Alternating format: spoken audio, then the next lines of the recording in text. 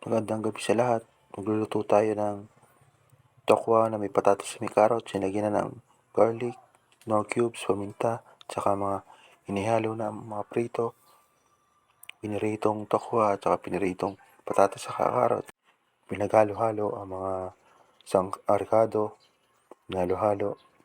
Nilagyan na ng oyster sauce, pampasarap, pampalasa.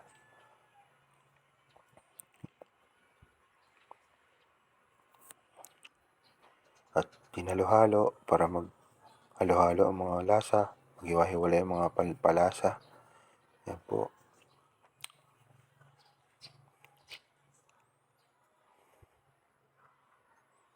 Nilagyan na ng tubig.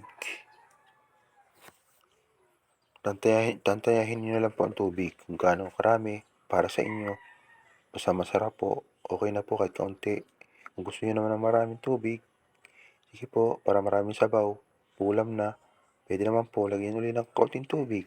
Lagyan po ulit ng kaunting tubig para may sabaw naman kahit paano. Ulam na rin yun.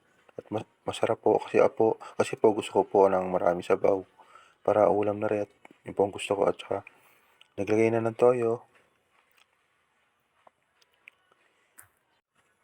Naglagay na ng bitchin. Nilagay ng bitchin.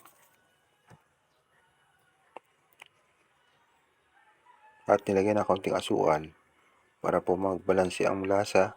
Mas masarap po pag may konting asukal.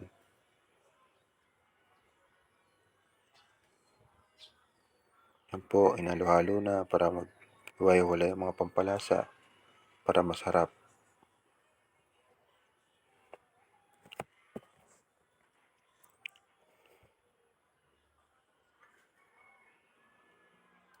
At tinikman na.